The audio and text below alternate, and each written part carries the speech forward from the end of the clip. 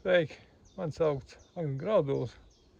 Ikdienā nodarbojos ar meža īpašumu apsaimniekošanu. Un es tā kā mežsaimnieks vienmēr tomēr skatos uz to nākotni, kurā tas mežs varētu aiziet, kas varētu nākotnē notikt. Un tad vienmēr ir vērtīgi kaut kur atbraukt, apskatīties, kas notiek citās valstīs. Un, teiksim, Polijā viņiem tas klimats mainās, viņi to jūt. Un tad viņi kaut kādā veidā modelē, kādā veidā tas mežs varētu nākotnē izskatīties un ko viņi kā mežsaimnieki varētu darīt. Tad notiek dažādi tādi vairāk vai mazāk eksperimenti, bet kas jau šobrīd ir balstīti uz praksi.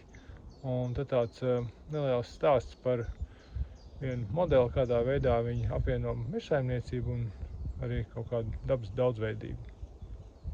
Tas plakātā tas izskatās apmēram šādi, kad ir izcirsti kaut kad šitādā te pašā priežu mežā izcirsti caurumi, kaut kādu 0,1 hektāra apmēram atvērums, un tanī sastādīts vietējās lapu koku sugas, kas varētu būt izturīgas pret klimata pārmaiņām. Tad viņa gadījumā ir kāds ozols, kalnu kļava un tā ir laikam kāda balteikla.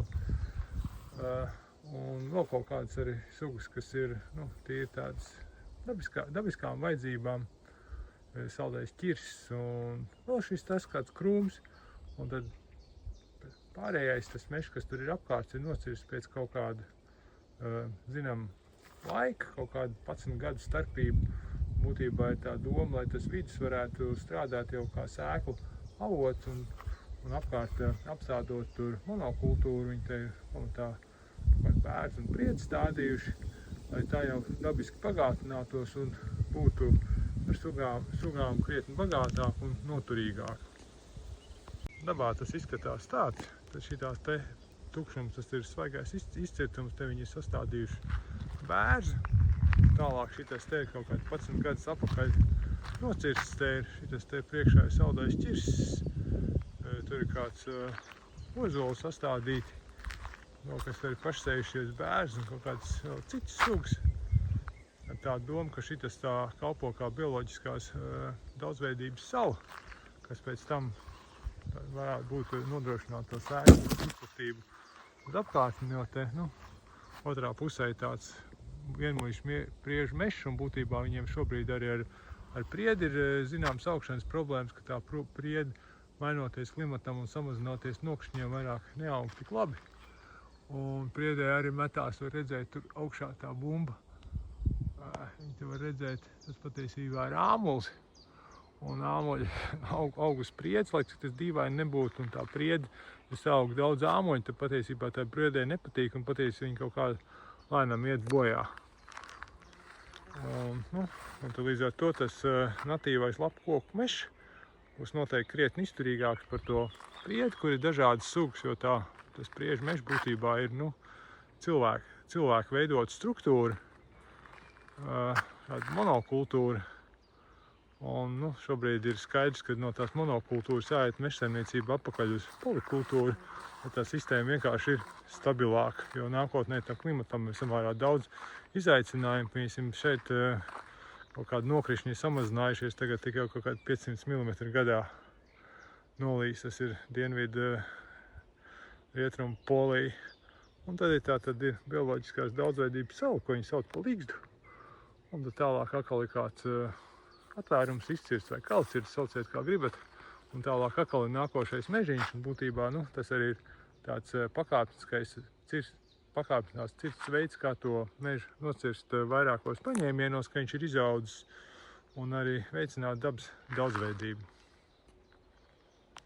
Un te man blakus ir piemērs, kādā veidā tā mežsaimniecība ir pēdējos 100 gados nomainījusies. Kādreiz, teiksim, priedzes izmantot sveķi ieguvēji, un tos sveķus izmantoja viskaut kur saimniecībā un sīkropniecībā, kāda tobrīd bija. Un pēc tam tas atsveķotais vaļķis tapa izmantots kaut kādu ēku būvniecībai. Un tad tagad viss ir mainījies, tas sveķis ir aizstājuši naftas produkti, un tos mums vairāk nevajag, un visu laiku tā pagātnes mežkopi noteikti to nevarēja paredzēt, kad viss tas mainīsies un būs savādāk. Mums arī tagad, skatoties to, kādas mežaudzes mēs veidojam nākotnē, ir bišķiņ jāņem vērā, kad viss tā apkārtne daba mainās, ir nemitīga kustība, kaut kur klimats mainās, varbūt tas ir pilnīgi dabiska parādība. Un tad ir jāsaprot, kad notiek jebkādas izmaiņas, tad mēs dabā, mēs nezinām, kāds laiks būs reāli pēc 3-4 dienām ļoti bieži. Un mežsaimniecībā mēs runājam parasti par kādiem 30, 50, 70 gadiem, ko mēs nezinām, kas tad būs, kāds klimats. Un ir pilnīgi skaidrs, kad viņš būs savādāks nekā šodien. Un tad līdz ar to, ja mežs būs dažādāks, viņš noteikti būs izturīgāks pret dažādām kaitēm, kas var uzmesties, kādām slimībām, ko mēs pat nezinām, kas varbūt ir kaut kur ļoti lokāli, jo tā ir pa pasauli viss, kas ceļo apkārt, un tad, dažādi vecuma un sugu mežaudzes noteikti būs visnoturīgākās.